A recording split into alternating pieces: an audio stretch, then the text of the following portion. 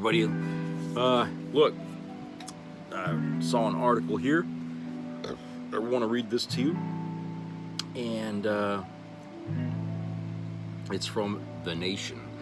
And it's entitled, Voter Suppression is Keeping Students from the Polls,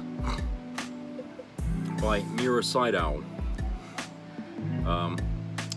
From August to October this year, Christina Samuel skipped almost every one of their Tuesday morning classes to fight for equal access to the ballot. Samuel, a senior biology major at Texas A&M University who uses both she and her and they and them pronouns, negotiated with their professor to be able to attend Brazos County's Commissioner's Court meetings, which occur every Tuesday at 10 a.m. Samuel joined a handful of other students and professors testifying for accessible polling locations for Texas A&M students and community members. Across the country, students in battleground states have encountered a wide range of obstacles to casting their ballot. In Texas and Florida, early voting locations on large college campuses have shifted away from centers of student life. In Georgia, students have protested the state's restrictive voting policies and demanded equal access to the ballot.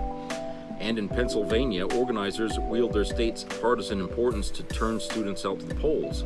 Samuel emphasizes that this is no small issue. Their school, Texas A&M, is the largest university in the United States by enrollment, with over 70,000 students and a sprawling 5,200-acre campus. When Samuel voted in the 2020 primary election on campus, they waited in line for 3 hours while watching countless students give up. Quote, I had a lecture in a lab later that night, and there was a 3 or 4 hour gap, so I thought that would be plenty of time for me to go vote, unquote, Samuel says. They were able to vote but risked missing mandatory class time.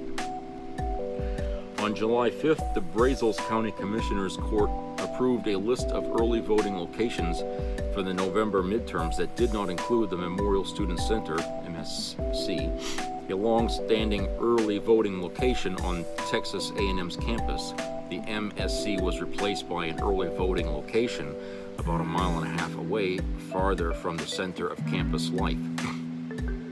Members of the Commissioner's Court stated that this decision was made because non-university affiliated residents of College Station had difficulty navigating the campus.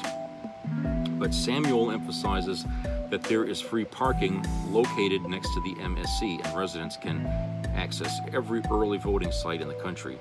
Students first found out about the early voting change from an article in the Battalion, Texas A&M's student newspaper, that was published on August 1st. Quote, it was interesting to us that this decision was made conveniently in the summer when the majority of students weren't in College Station, unquote, Samuel says. Quote, they didn't consult any students or make sure that the effects of this major decision were taken into account, unquote. Organizers immediately got to work mobilizing around the issue. Samuel is the president and founder of the Texas A&M chapter of Move Texas, a nonpartisan organization that engages underrepresented youth with grassroots organizing, which began poring over state and country elections law and coordinating attendance to Commissioner's Court.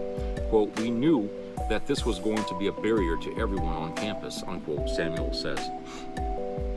Conversations with the Board of Commissioners moved slowly. Samuel and other organizers from Texas A&M repeatedly testified about barriers to voting on campus, but they were told that it was too late to make any changes to voting locations in the midterm elections. When Move Texas consulted with civil rights lawyers and the election code, though, they found no legal obstacles on the board's view that any changes would be impractical.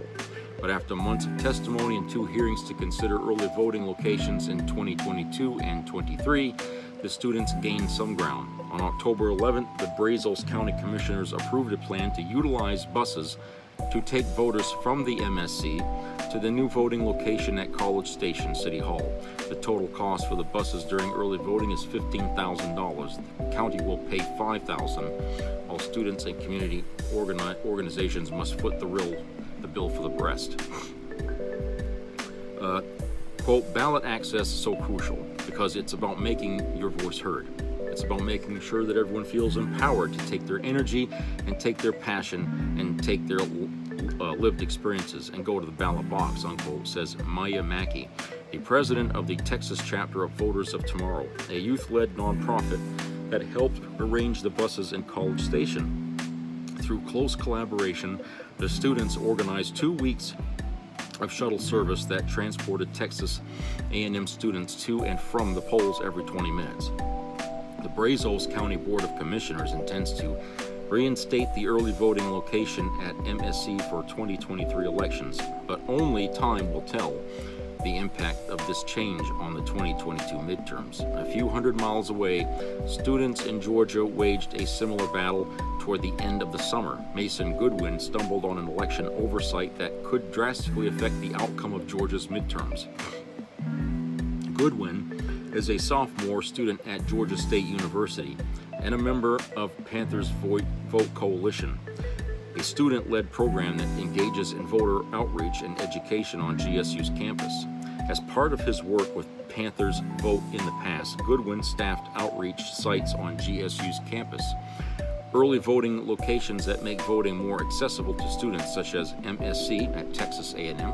In late July, Goodwin learned that Fulton County had not yet voted to renew early polling locations on college campuses for the 2022 midterms. On July 29th, the American Civil Liberties Union of Georgia wrote, quote, the ACLU of Georgia has confirmed that Fulton County officials do not plan to provide early voting on any college or university campus in the country, unquote. Goodwin says that this lack of action would limit ballot access at Georgia's most diverse universities. GSU, situated in the heart of Atlanta, serves over 30,000 students and boasts the highest number of black graduates of any college in the country.